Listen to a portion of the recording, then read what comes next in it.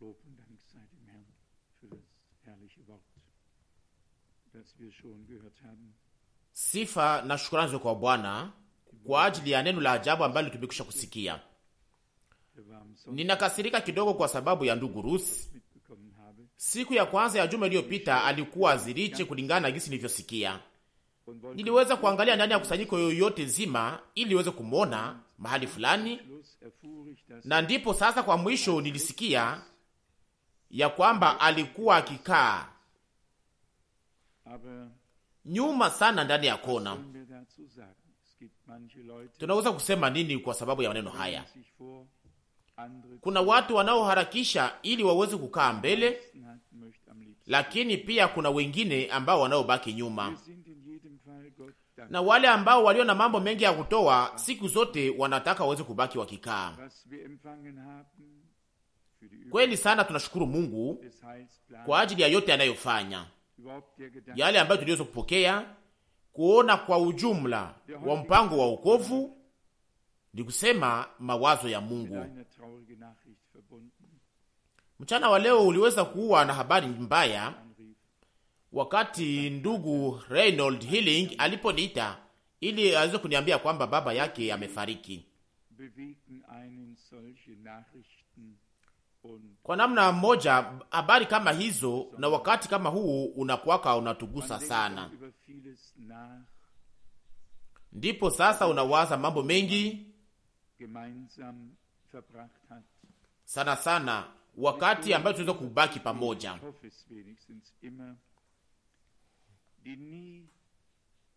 Nawaza ya kwamba mimi ni mmoja wa watu ambao hawaletake mabishano. Mzee Healing alikuwa ni mtu ambaye alikuwa amefanya mazoezi ya Mungu, ambaye alikuwa ametumikia Mungu kwa uaminifu, lakini akose alikuwa angali nyuma, ambaye alikuwa haelewi mambo waziwazi kama vile wandugu wengi na wadada wengi wapendwa. Lakini ninaangalia na kumbukumbu njema, au ningali na kumbukumbu njema ya wakati njema ambayo tuweze kubaki pamoja naye angeliweza kuyakubali na kuniambia, ndugu Ewald, mtu hawezi kuleta mabishano pamoja na wewe, hata kama mtu anaweza kuwa na maoni mengine. Na hiyo iliweza kunifurahisha sana. Mnajua kila mtu anaweza kuleta mabishano, na kwa ajili ya hiyo huna hitaji ya neema kuweza kufanya mabishano, lakini na kwaka ni moto ndani ya kichwa, na hapo sasa mambo yote yanakuwa yameanza. Na watu kama hao unawapataka mahali pote na siku zote. Lakini pia niweza kusoma ndani ya barua ya Paulo wakati aliposema, nilijifanya kuwa mtumishi wa wote ili niweze kupata hesabu nyingi ya waamini. Wakorintho wa kwanza sura 9 mstari wa 19. Hiyo ni neema. Wakati mtu ambaye aliye tofauti na kisha baadaye anaweza kuwa anakubaliwa na wewe na anakubaliwa na mimi kama vile alivyo, na sio kama vile tungelipenda yeye aweze kuwa, lakini kama vile mtu alivyo na kumkubali hivyo.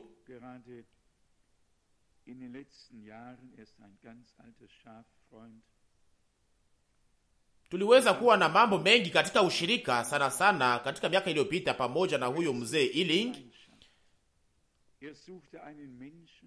Alikuwa ni rafiki yangu wa zamani sana, mchungaji, na pamoja na yeye nilikuwa nikichunga kondoo pamoja naye.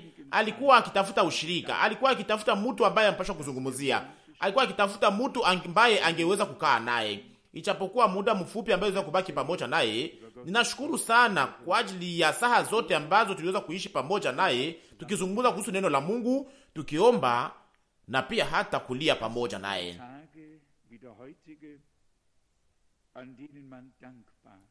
Ndiyo, hizo ni siku, na leo ndiyo hizo ni siku ambazo tunaweza kuangalia nyuma tukiwa na shukurani sana. Hakuna hata siku moja ambazo tulikuwa na mabishano pamoja naye. Wakati pokuwa nikiona ya kwamba mazungumzo yalikuwa kiingia katika hali mbaya, ndipo sasa nilikuwa nikigeuza hali pale pale maneno ya kuzungumzia. Na kuna mambo mengi ambayo tunaweza kuzungumzia bila kuwa na kuanzisha mabishano au magomvi.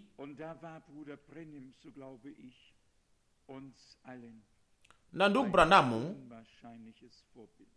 ambaye ninaamini, ndugu Branamu alikuwa ni mfano wa kipekee sana kwa ajili ya sisi sote. Yeye ambaye alikuwa na kujua Mungu vizuri, aliyekuwa na karama ya ufunuo, alikuwa akijua namna gani watu walikuwa wameumbwa, lakini alikuwa na hiyo upendo wa kiungu ambayo inayovuka akili yote, inayovuka mafundisho yote na ujuzi wote, na alikuwa akiunga watu kwa Mungu. Amina. Ndipo kwa mwisho tutaweza kutambua sisi sote ya kwamba wokovu ambao tuliopewa ilikuwa ni matunda ya damu ya mwana kondoo iliyomwangika hapo msalabani wa Golgotha. Hatuna hata mashaka ya kuweza kuamini ya kwamba wengi ya wakati wote ya vizazi vyote vya kanisa wengi watakuwa ndani ya mbingu. Ningetaka niweze kuwapima leo jioni hii, kweli kuwapima kabisa, ili niweze kuona iko namna gani kuhusu sisi. Wengi wanaoamini kweli kweli kwa uaminifu wote ya kwamba pia ndani ya wakati wa uamsho, wakati kulipokuwa nuru kidogo na ujuzi kidogo juu ya Mungu, wangapi wanaoamini kweli kweli ya kwamba tutakuwa na wengi wa watu hao katika wakati huo ndani ya mbingu? Nani anaweza kuamini hiyo? Ninapenda hiyo, inanifurahisha sana. Nani anaweza kuamini ya kwamba ndani ya kizazi kinachofuata au wakati ambapo ubatizo wa kibiblia ilikuwa bado kuhubiriwa, wakati utakaso kilingana tu na kweli ya Mungu ilikuwa imefunuliwa kupitia ndugu John Wesley na wale wote walioweza kufuata Whitfield, na pia hiyo hesabu nyingi ya watu, munaweza kuamini ya kwamba Mungu ndani ya neema yake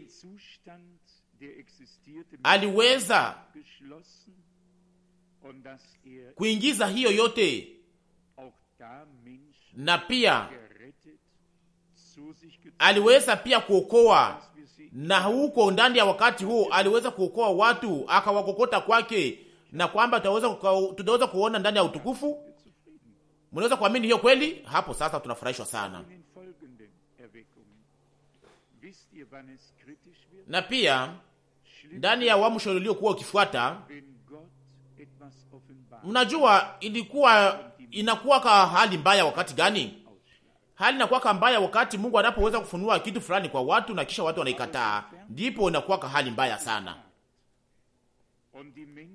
Lakini wakati wote Mungu anafunua kitu fulani na kisha watu wanakikubali ndani ya kipimo ambayo imekwisha kuhubiriwa kwao, hawezi kuamini zaidi ya hiyo, kwa maana imani inatoka katika mahubiri na mahubiri inatoka katika neno la Mungu. Kila mtu anaweza kukubali kwa ajili yake ndani ya imani sehemu tu ambayo amekwisha kuhubiriwa kutoka neno, na hapo sasa tutaweza kuwaona ndani ya utukufu wale waliokombolewa wote wa vizazi vyote, toka wakati wa John Smith, mwanzilishi wa shirika la Baptist, na wale wote ambao walikuwa akihubiri katika wakati huo, wale wote waliokuwa wametumikishwa na Mungu wakati wa uamsho wa Pentecost. Tutaweza kuona waliokombolewa wote wa vizazi vyote. Pia Abrahamu, Isaka na Yakobo, ambao walikuwa jua hata kitu fulani kuhusu kugeukia Mungu, kuhusu ubatizo, kuhusu uzaliwa upya, ubatizo wa maji, ubatizo wa Roho Mtakatifu, nao pia tutaweza kuwaona huko. watoto wangu, pamoja na Mungu mambo yote ikishaka pangwa. Aliambia Noa, jenga safina. Na kisha kuna shahiri hii fupi, na kisha Noa akafanya kama vile Bwana alivyomwagiza. Amina. Hiyo inanitosha. Kisha tunasoma ndani ya shahiri moja, ndani ya Agano Jipya, tunasoma andiko moja ya kwamba alikuwa vizuri ndani ya alikuwa wa haki mbele ya Mungu, huyo nabii wa Mungu, na yote alikuwa akiumizwa sana kwa yote ilikuwa ikifanyika ndani ya wakati wake. Na tutaweza kuwaona wote toka Enoki mpaka Malaki, wale wote ambao Mungu alizungumzia, wale wote waliweza kumwamini, tutaweza wote kuwaona. Ninarudia tena, inakuwaka vibaya wakati Mungu anapoweza kuzungumza, wakati Mungu anafunua neno lake, wakati Mungu anapoweza kuingiza katika kilindi chote na kisha watu wanakataa. Hiyo ndiyo inakuwa mbaya sana, kwa maana hapo sasa kutotii na kutokuamini inakuwa imeingia, na sisi hatuko hapa kwa ajili ya hiyo. Tuko hapa ili tuweze kuamini yale ambayo tunahubiriwa. Lakini kama mtu anawaza ya kwamba leo yale ilikuwa ikitosha katika miaka 400 au 200 au 100 au miaka 15 iliyopita, mtu anawaza kwamba ilikuwa ikitosha katika wakati huo, inatosha tena leo, mtu huyo hajaweza kufuata au mwendeleo wa kiroho. Leo sasa ni lazima sana tuweze kuamini ahadi zilizotolewa kwa wakati wetu, ili tuweze kuziona zikitimilika. Hiyo ni siku tena mpya, ni wakati mpya, siku na muda ambao ndani yake mpango wa wokovu wa Mungu uko nafika katika mwisho wake, wakati ambao tunaweza kufikia sisi sote, au sisi sote tutaweza kufikia ukamilifu. Nilikuwa mahali fulani, kuna mtoto aliyeambia mama yake ya kwamba siku moja utaingia katika nyumba ya kupumuzikia ya wazee, na hautakuwa na mtu ambaye atakayeweza kukushughulikia na kuangalilia. Na hiyo iliweza kumwingia ndani ya mwili. Mwanamke mmoja ambaye alikuwa akifanya mema tu ndani ya maisha yake. Hapana, watu kama hao wanaozungumza kwa namna hiyo wanapaswa tena kufanya au kufanya kuzaliwa upya, kufanya mazoezi ya kuzaliwa upya. Mtu anapaswa kuwa na tabia ya Yesu ili aweze kujua kwamba si vema kuweza kuumiza mwingine kwa namna hiyo, na pia hata kwa maneno. Mara nyingi maneno yanaweza kuwa kilo, yanaleta hata kuumiza ya ndani, inakuwa tena mbaya sana. Lakini tuweza kujifunza kama vile andiko linasema ya kwamba kila mtu awe mwepesi kwa kusikia na si mwepesi kwa kusema, na si mwepesi kwa kukasirika, kwa maana kasirani ya mtu haitimizake haki ya Mungu, kulingana na Yakobo 1:19. Na hivyo sasa tunataka tuweze kuita neema ya Mungu ili aweze kutulinda, atulinde pia ili tusiweze kuumizana sisi kwa sisi, kama vile nafikaka haraka haraka. Natazama hapo huzuni inakuwa imeingia, kuelewana vibaya na maumivu inaingia, na kila mtu anayesikia maumivu hajisikiake vizuri. Natazama wengine nao hawajisikiake vizuri mbele yetu. Mungu anataka sasa kwa mwisho aweze kutufanya watu ambao walio na rehema ya kilindi, watu wanaotembea ndani ya njia zake, wanaojua pia ni wakati gani ina lazima sana kuweza kuzungumza na wakati gani haistahili kuzungumza. Niweza kutambua ndani ya andiko ambayo tulisha kusomewa, pia ninakubalishwa ya kwamba tunapashwa kuacha neno la Kristo liweze kukaa ndani yetu kwa wingi, kwa maana ni hivyo ndivyo inaandikwa. Hapa tunasoma kitu fulani cha kipekee sana ndani ya Injili ya Yohana kwenye sura 16. Naamini ya kwamba ndugu yangu mpendwa amekwisha kusoma shahiri ya 4. Inasema hapa kwenye mstari wa 4 ya Yohana 16, lakini nimewambia ninyi maneno haya kusudi wakati saha yao itakapokuja mukumbuke ya kwamba niliwaambia ninyi.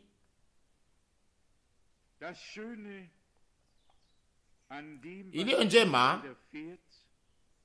ndani ya yale inayotufikia, yale inayofika ndani ya ufalme wa Mungu,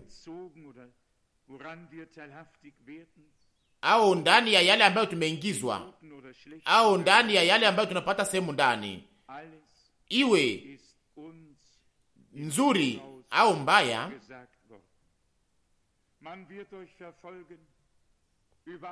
yote tushaka kuiambiwa mbele. Watawasaliti, ndugu atainukia ndugu yake, na watafanya hivyo wakiwaza kwamba wanatumikia Mungu, kama vile inavyoandikwa, mtu yeyote atakayeweza kuwaua atawaza ya kwamba anatumikia Mungu kazi, au anatolea Mungu dhabihu. Ndiyo, dhabihu njema. Kutoa malipo mengine ni vyepesi sana, lakini kujitoa wewe mwenyewe kama vile dhabihu iliyo hai na ya kupendeza Mungu kwenye madhabahu yake, kama vile nawaza inavyoweza kuwa inaandikwa ndani ya Waroma sura 12. Kufanya hivyo ni kitu kingine.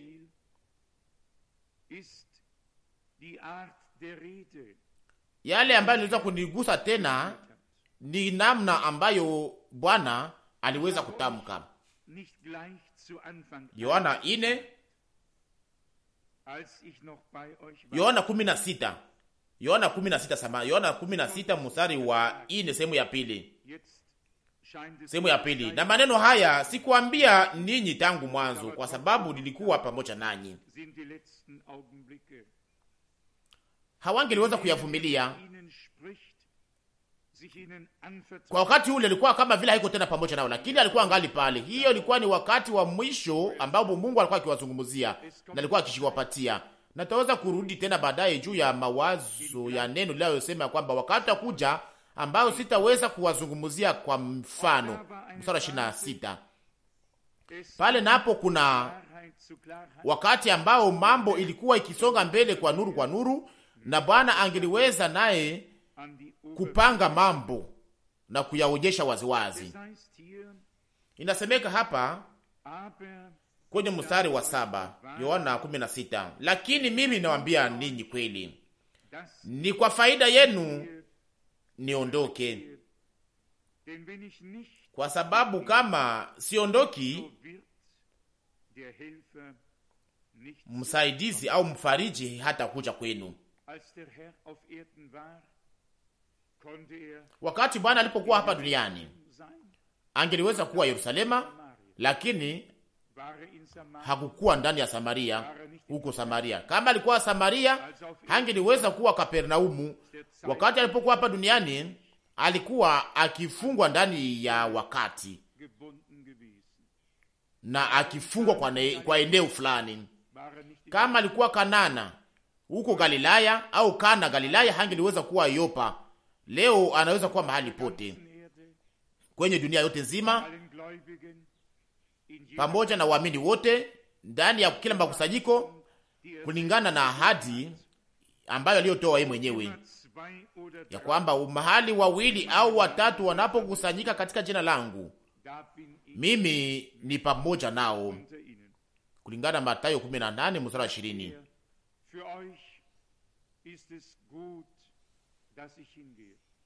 Na hivyo sasa aliwaambia ni vema sana au ni faida kwenu sasa niende.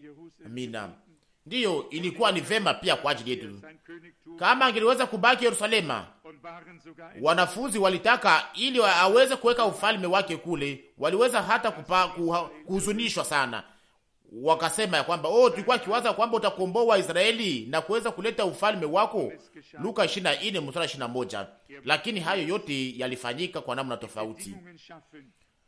Angepasha kutengeneza kwanza anga iliyo ya lazima sana iliweze kuweka ufalme wake, na kisha ilikuwa naomba kwanza ili waweze kuelewa ya kwamba ufalme wa Mungu haukuje kwa alama za nje, lakini ilikuwa ya ndani yetu. Na kisha kuna kuja wakati ambao ufalme wa Mungu utaonekana na sisi tutaweza kutawala pamoja naye ndani ya ufalme wake.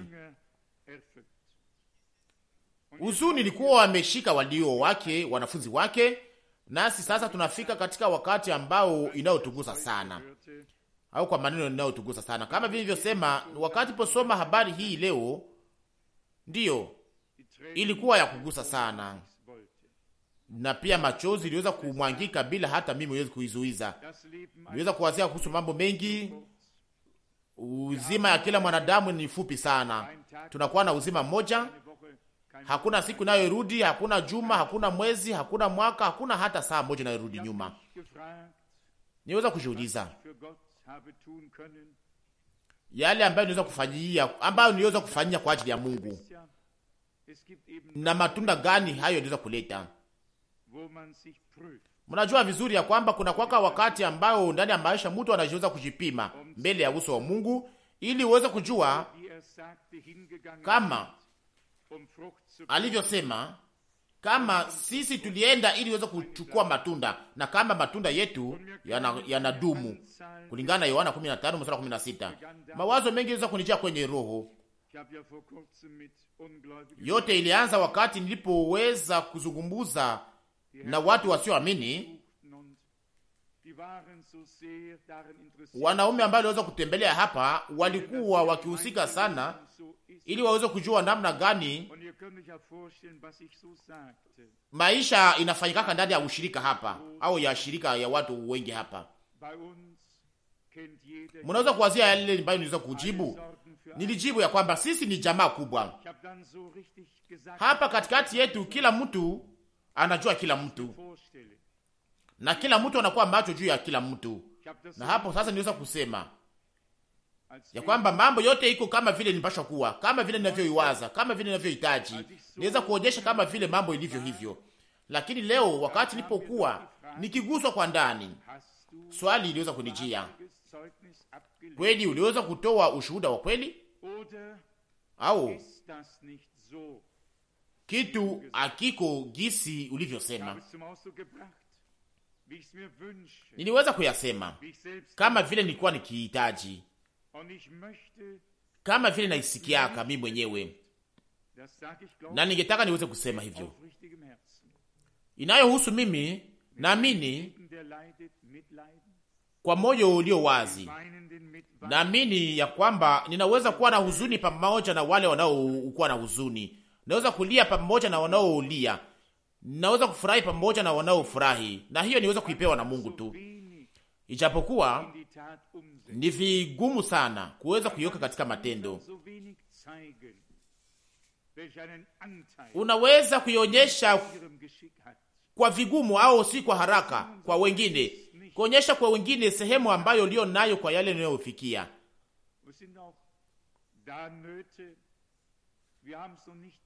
Hatuko karibu sana sisi kwa sisi. Kuna shida nyingi. Pia hatujaweza hata kuelewa na kujifunza namna gani pasha kuishi pamoja. Mara nyingi wasioamini wanakuwa na hekima sana kuliko waamini. Waamini wanakuwaka watu wa kukasirani mbio mbio, wanakuwa na kiburi haraka haraka, wanahukumu haraka haraka, na wanaamua haraka haraka. Lakini tunapaswa kujifunza kutoka kwa Bwana ya kwamba alisema ya kwamba mjifunze kwangu, mimi ni mpole na mnyenyekevu wa moyo, Amina. Lakini pia niliweza kuwazia leo ya kwamba kanisa lingepashwa kufikia vizuri ili liweze kufikia kipimo hicho.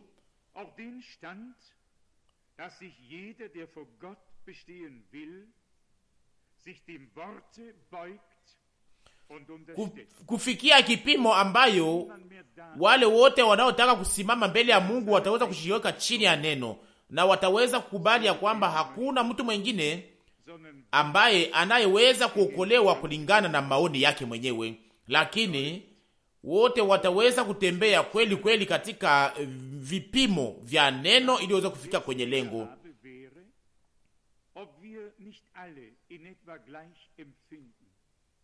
Swali ambayo najiuliza sasa ni hii: sisi sote akose hatuna nia hiyo moja? Ni kusema ya kwamba sisi sote tunapashwa kuambatana sisi kwa furaha kubwa na kwa moyo wote. Mnasikia hiyo kweli? Ingepashwa kuwa ya kuwezekana ili tuweze kuungana kweli katika upendo wa Mungu, ili maumivu ya moja iweze kuwa maumivu ya mwingine na furaha ya mwingine iweze kuwa furaha ya wote. Furaha ya mmoja iweze kuwa furaha ya wote, na kweli kweli tuweze kuwa tumeungana na Mungu tukiwa katika mwili mmoja.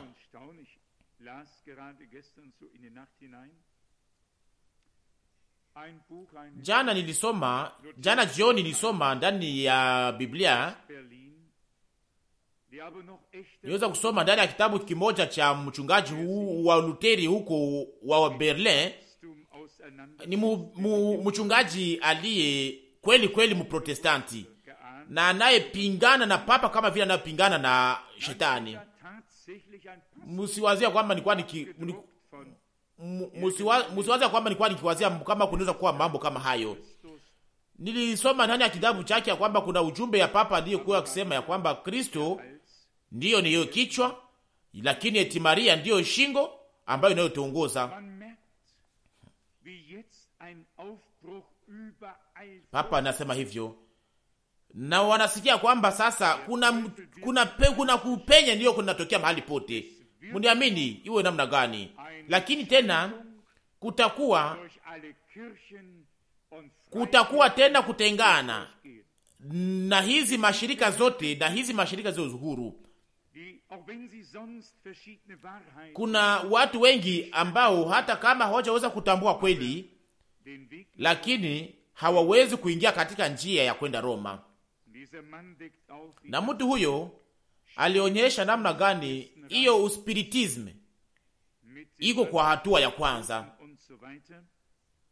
hiyo kuita mapepo na kadhalika, kuita waliokufa, kuabudu waliokufa na kadhalika. Niweza kufurahi sana kwa sababu watu wako na bidii katika wakati huu, na sio tu ndugu Frank au sisi hapa, lakini watu wengine nao wako na bidii ya kuweza kuweka kwenye nuru yale ambayo unaweza kupokea kutoka maandiko matakatifu.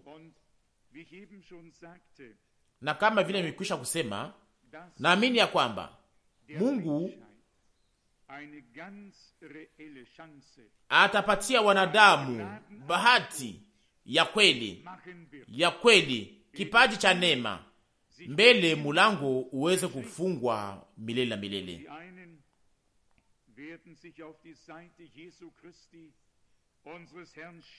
Na watu wengi watajipanga kwa upande wa Yesu Kristo Bwana wetu, na pia wataweza kuingizwa katika kweli yote. Kwa maana nani anayeweza kuzuiza au kukwaza na kupinga ya kwamba Roho wa Mungu aliweza kuja juu ya kanisa na kanisa zio huru katika hizi wakati wote wa uamsho, na kisha ilikuwa ikiangaza yale ambayo iliyokuwa ikihubiriwa katika wakati huo? Nani anaweza kupinga ya kwamba huyo Roho mmoja wa Mungu kwa mwisho wa wakati ataweza kuweka kwa nuru neno ambalo linalotimilika sasa kwa ajili ya wakati huu? Amina. Hataweza kuangaza, hataweza kufunulia wale wote waliotayarishwa kuweza kupata sehemu kwa yale ambayo Mungu atakayofanya tena? Ndiyo akose tungeliweza kungoja tena muda kidogo, lakini heri wale wanaoweza kungoja. Tuwazie kuhusu manabii, tuwazie kuhusu watu wa Mungu na Musa. Munaweza kuyasoma. Musa alianza miaka 10 mbele, alianza miaka 10 mbele haraka, pali ya kungoja miaka 400 nyuma ya miaka 390, nyuma ya miaka 390 ilikuwa ni wakati wake. Alikuwa akisikia ndani mwake mwito wake, alikuwa akijua kwa sababu gani Mungu alikuwa amemutuma, lakini wakati ungepashwa sasa kuja baadaye. Na wakati muda ulipotimilika, kama vile vinavyoandikwa, wakati muda ulipotimilika, Mungu akatuma mwana wake ndani ya mwili. Kwa ajili ya kila kitu wakati unapashwa kufika. Na matokeo ilikuwa ni nini? Ni kuona matokeo ya kuona gisi Musa aliweza kutumika mbele ya wakati. Aliweza kuua Misri, akamuzika ndani ya mchanga pale. Wawili wa Ibrania wakaanza pishana, akasema sasa, sikia sasa, nani ukuweza kuweka hapa? Na mmoja wao akamwambia, sikia sasa, nyamanza, unawaza ya kwamba unaweza kutufanyia kama vile ulivyofanya huyo Misri jana? Na Musa akakwenda mahali alipokuwa ametokea.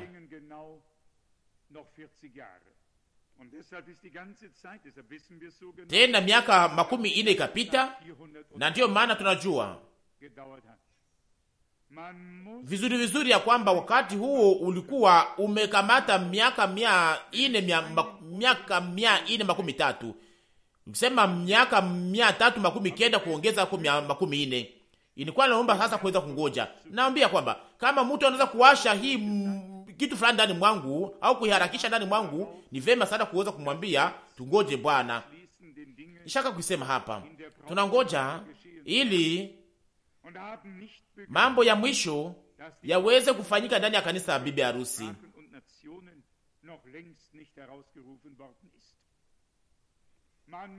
Nishaka kusema hapa, tunangoja ili mambo ya mwisho yaweze kufanyika ndani ya bibi harusi, kanisa la bibi harusi. Nasi hatujaweza kuelewa ya kwamba kanisa bibi harusi ndani ya vizazi vyote, makabila zote na malugha zote, ingali mbali ya kuweza kuitwa kutoka kwa ujao mpaka kwa mwisho. Inaomba ili mambo yote yaweze kuonekana mmoja baada ya nyingine na kuweza kuhesabia na kuipanga katika utaratibu. Kitu cha mwisho kinakuja hasa kwa mwisho, na hapo sasa tutaweza kuelewa. Mara nyingi tunaweza kukata tumaini, tunaweza kuwa tunaregea, tunaweza kukata tumaini, na hapo sasa tunaingia katika uwepo wa Mungu, na hapo sasa salama mpya, uaminifu mpya na imani mpya inakuja ndani ya mioyo yetu. Hatujiamini sisi wenyewe.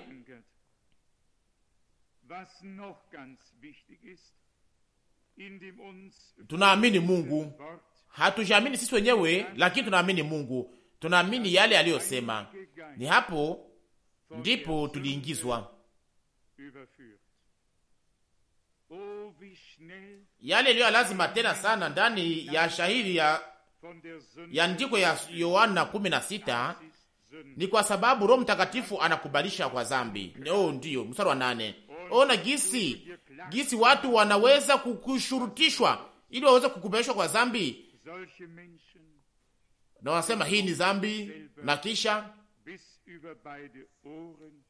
wanawashika kwa shingo na wanajaribu kuweza kuwaeleza au kuwatafsiria dhambi ni nini. Lakini watu kama hao wao wenyewe wangali mbali ndani ya dhambi ya kutokuamini. Wengi wanajiweka juu ya wote kama vile Wafarisayo, lakini moyo wao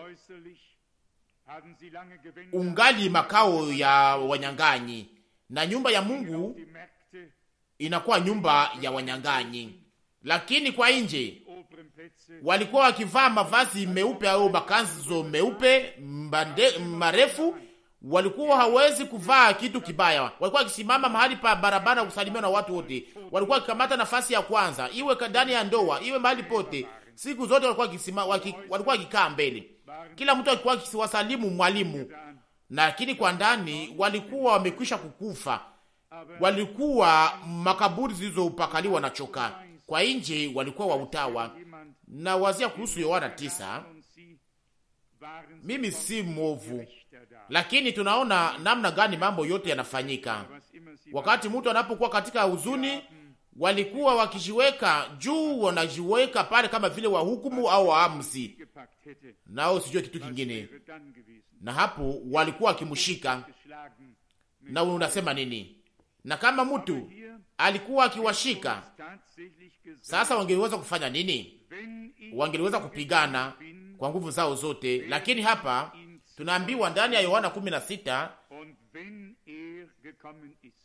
na wakati mstari wa 7, lakini mimi naambia ni kweli, na wakati nitakapokuwa nimekwenda, na wakati atakapokuja atafungua macho ya dunia. Mstari wa 8 na wa 7. Na hapa si muinjilisti na si mtu atakayefungua mwingine macho, lakini neno na Roho Mtakatifu atakapokuja ataweza kufungua macho ya watu kupitia utangazaji wa neno, na hapo sasa atakuwa kwa nguvu. Haleluya! Nawaambia hiyo ndiyo kitu cha lazima sana. Tunahitaji utangazaji ambao Roho Mtakatifu anapaswa kuanza kutumika, ili watu wasiweze tu kuwa wakiogopeshwa tu kwa sababu wanaweza kunyamaza tu wakose, lakini Roho aweze kuwakubalisha na uweze kuwaletea Yesu kama vile Mwokozi wao. Amina. Na ili waweze kukubali wokovu na ukombozi,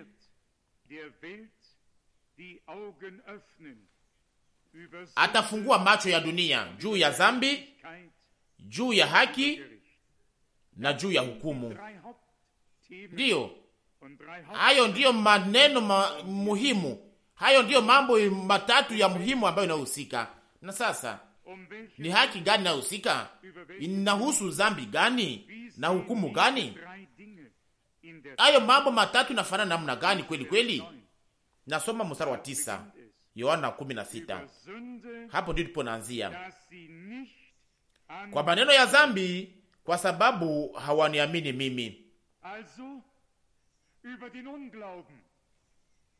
Kwa hiyo sasa inahusu kutokuamini, dhambi ya kutokuamini ambayo ingine yote inaweza kuonekana kupitia hayo.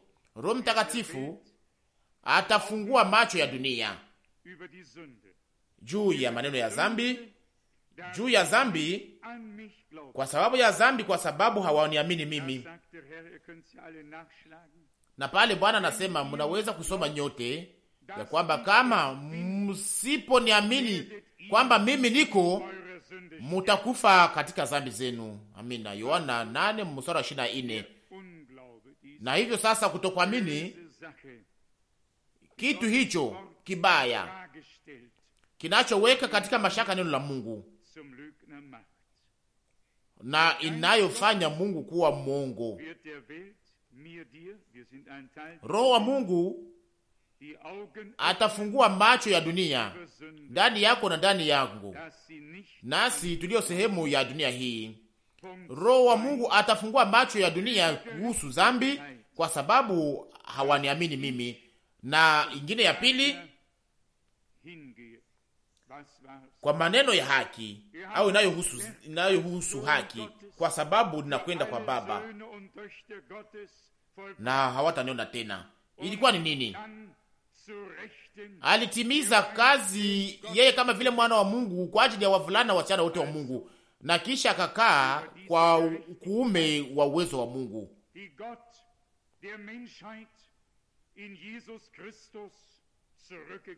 Alitimiza kazi yeye kama vile mwana wa Mungu kwa ajili ya wavulana wasichana wote wa Mungu, na kisha akakaa kwa kuume wa uwezo wa Mungu. Na hivyo sasa, kuhusu haki hii, ndiyo Mungu aliweza kupatia wanadamu haki kupitia Yesu Kristo. Mnaweza kusoma neno, ningependa niwetaka kuweza kuwasomea neno hilo. Inaandikwa hapa ndani ya Waroma sura 3, Waroma sura 3 inazungumza kuhusu Yesu Kristo Bwana wetu kwenye mstari 25. Waroma 3 mstari 25.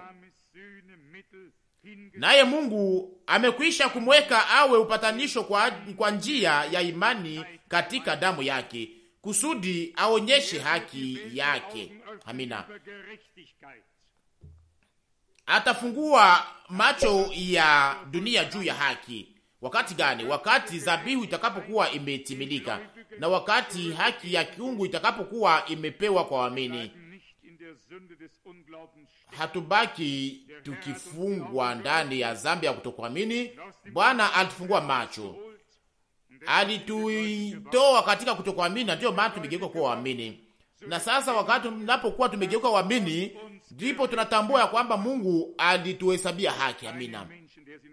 Hakuna mtu ambaye anayeweza kuhesabia haki yeye mwenyewe mbele ya Mungu, kwa maana ni Mungu ndiye aliweza kutuhesabia haki.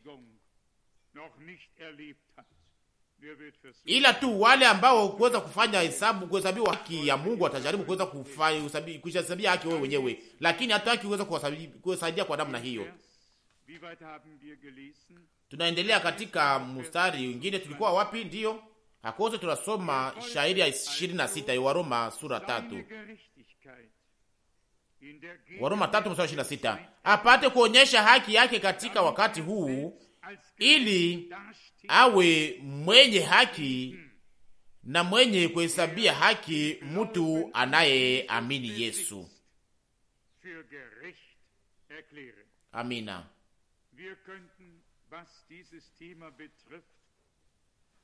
Inayohusu maneno haya iliweza kuhusika sana na Luteri.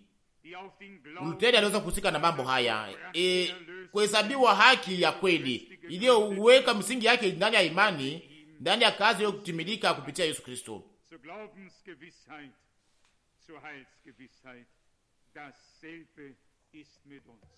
Maneno haya ambayo ilikuwa akihusika sana kwa Luteri, ambaye alileta wokovu, uaminifu wa imani na uaminifu wa wokovu. Na iko hivyo hivyo kwa ajili yetu. Tulisema nini hapa kwa sio muda mrefu uliopita?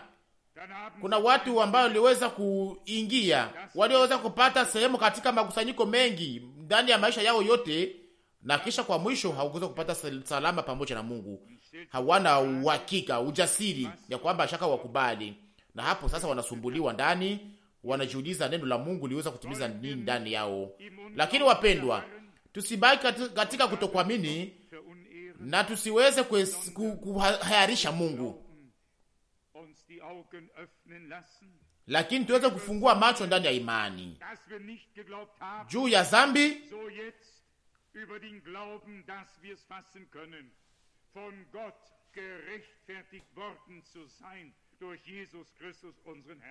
kwa sababu ya dhambi, kwa sababu hatukumwamini yeye. Lakini sasa kwa imani tuweze kuelewa ya kwamba tuliweza kuhesabiwa haki na Mungu kupitia Yesu Kristo Bwana wetu. Hiyo ilikuwa ni kitu cha pili. Na ya tatu ni sehemu ya hiyo pia. Inasemeka hapa kwenye mstari wa 11 ya Yohana 16. Kwa maneno ya hukumu, kwa sababu mkubwa wa dunia hii amehukumiwa. Tunapaswa kuelewa ya kwamba Bwana hakuweza kutangaza hukumu, lakini alitangaza hukumu juu ya adui na nyoka. Hakutangaza hukumu juu ya mwanadamu, lakini alitangaza juu ya nyoka. Na hapo aliweza kutoa ahadi ya kwamba uzao utakaotoka ndani ya mwanamke itavunja kichwa cha nyoka. Mwanzo 3:15. Na kama tunaamini kwa moyo wote, kama tunaweza kuamini kwa moyo wote, kama tunaweza kuamini ya kwamba mfalme wa dunia hii aliweza kuhukumiwa, kama vile Bwana wetu alisema katika wakati ule ya kwamba sasa hukumu inakuja juu ya mkubwa wa dunia hii, nasi tuliweza, naye alisema kwamba ninaona shetani akishuka kama vile umeme ilikuwa ni nini? Alikuwa amekwisha kuona ushindi juu ya shetani mbele hata ya Golgota. Sasa tunapaswa kuona nini nyuma ya Golgota? Alikuwa amekwisha kuona ushindi juu ya shetani hata mbele Golgota iweze kutimilika. Sasa tunapaswa kuona nini mbele ya Golgota au nyuma ya Golgota ikisha kutimilika? Alimuona akishuka kutoka mbinguni, lakini mambo hayo inaweza kufunuliwa kupitia Roho wa Mungu, na ndiyo maana alikuja njia hiyo. Alikuja kwa sababu ya hiyo. Mnajua ya kwamba mnaamini ya kwamba kuna wengi katika kizazi hiki, na mimi niko hapa kwa sababu ya karama. Naamini kwa moyo wote, ili tena kwa moyo wote, kama vile kwa mwanzo wa kizazi cha wa mitume, ili tuweze kufanya mazoezi ya kitendo cha Roho wa Mungu. Kwa wakati huu wengi wanapakaliwa katika kiwango cha pili, katika hali ya roho, lakini hawajaweza kufanya mazoezi hiyo ya msingi ndani ya nafsi yao, na ndiyo maana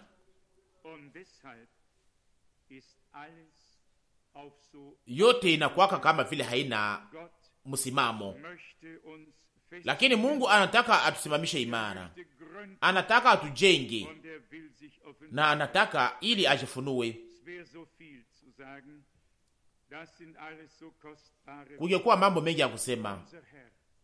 Hayo yote ni maneno ya damani sana ambayo Bwana wetu aliyotamka.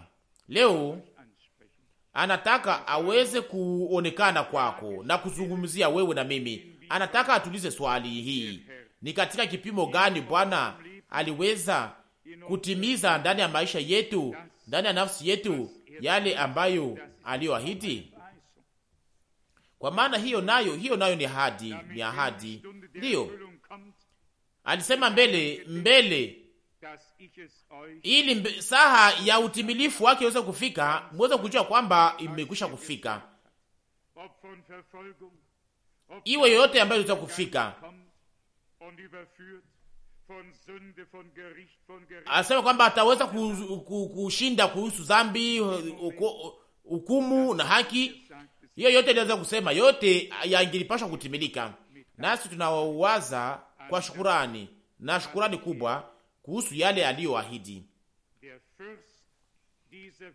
ya kwamba mkubwa wa dunia hii alishaka hukumiwa, na mapigo ambayo yangepashwa kutufikia yalifikia Bwana wetu na Mwokozi wetu, na kisha akavunja kichwa cha ule mkubwa wa dunia hii, na akamnyang'anya hiyo sumu ya kifo na akamshinda. Amina. Nawambia, kama tunaweza kuamini hayo yote kwa moyo wetu wote na kuweza kutumainia Mungu ya kwamba anatimiza neno lake, na waza ya kwamba tungeliweza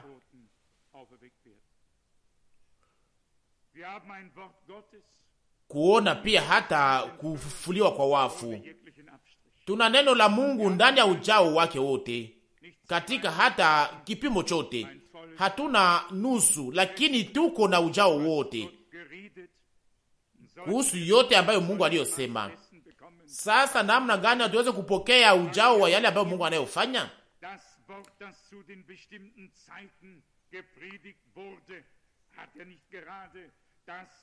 Hatuna hili neno liweza kuhubiriwa katika wakati uliokuwa umepangwa. Hakuweza kuangazia neno kwa ujao, hakuweza kushuhudia neno, hakuweza kulileta ndani uzima ndani ya mioyo ya watu, kama vile tuliweza kusikia neno hili katika wakati huu.